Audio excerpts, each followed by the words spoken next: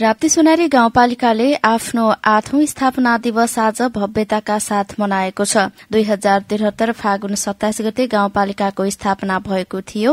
स्थापना दिवसको अवसरमा गाउँपालिका कार्यालय अगैयामा विशेष कार्यक्रम आयोजना गरी मनाइएको हो। गाउँपालिकाका अध्यक्ष तप्तबहादुर पौडेलको अध्यक्षतामा भएको कार्यक्रमलाई सम्बोधन गर्दै प्रमुख अतिथि एवं जिल्ला समन्वय समिति बाँकेका प्रमुख ज्ञानेन्द्र कुमार चौधरीले गाउँ गाउँमा सिंहदरबार आएको दिनलाई कसैले नहुने बताउनुभयो। जनप्रतिनिधि र कर्मचारीबाट सिंहदरबारको सेवा गाउँमै सहज र सरल तरिकाले प्रवाह गरेको जनताले महसुस गरिरहेको विश्वास व्यक्त गर्नुभयो। यस्तै कार्यक्रमका विशिष्ट अतिथि एवं बाँकेका प्रमुख जिल्ला अधिकारी धर्मराज जोशीले संहिता लागू भएपछि जनप्रतिनिधि र कर्मचारी एउटै ढुङ्गामा बसेर जनताको सेवा गरिरहेको उल्लेख गर्नुभयो। जनप्रतिनिधि कर्मचारीका अभिभावकहरूको रूपमा रहेको र कर्मचारीले तनमनका साथ भूमिका निर्वाह गरेमा स्थानीय सरकार सफल हुने उहाँको धारणा थियो। कार्यक्रमलाई सम्बोधन गर्दै गाउँपालिका अध्यक्ष तप्तबहादुर पौडेलले उत्कृष्ट काम गरेकै कारण राप्ती सोनारी गाउँपालिका आफ्नो कार्य सम्पादनमा जिल्लाकै पहिलो भएको बताउनुभयो। गाउँपालिका स्थानीय स्रोत साधनमा धनी भए पनि पछिल्लो समय नदीजन्य पदार्थ व्यवस्थापन सबैभन्दा चुनौतीको विषय बनिरहेको बताउनुभयो।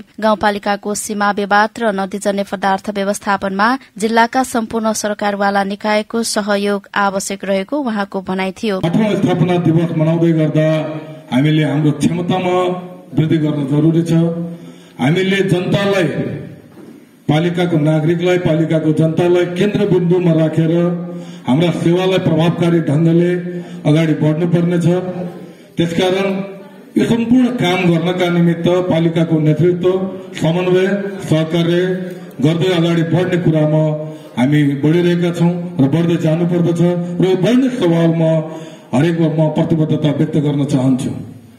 परिवर्तन एकल हुँदैन, विकास एकल हुँदैन, सबैको समन्वय, सबैको सहयोग चाहिन्छ। राप्ती सोनारी गाउँपालिकाका प्रमुख प्रशासकीय अधिकारी दान बहादुर एडीको स्वागत मन्तव्यबाट शुरू भएको कार्यक्रममा जिल्ला समन्वय समितिका बाँकेका उपप्रमुख सीता कार्की, गाउँपालिकाका उपाध्यक्ष मनिषा सिंह थारू र राप्ती सोनारी 3 का वडा अध्यक्ष मिनकुमार थारूले पनि शुभकामना मन्तव्य व्यक्त गर्नुभएको थियो। स्थापना दिवसको अवसरमा गाउँपालिकाले सोही कार्यक्रममा सफल महिला उद्यमी, युवा उद्यमी, व्यवसाय, समाजसेवी, वर्गर, उत्कृष्ट शिक्षक, कर्मचारी तथा अवकाश प्राप्त कर्मचारी लगायतलाई सम्मान पत्र र दोसल्ला उडाएर सम्मान गरेको थियो। कार्यक्रममा स्थानीय जनप्रतिनिधि, कर्मचारी, समाजसेवी, महिला, स्वास्थ्य स्वयंसेविका, सहकारी संस्थाका पदाधिकारी, शिक्षक, विद्यार्थी, पत्रकार लगायतहरूको उपस्थिति रहेको थियो।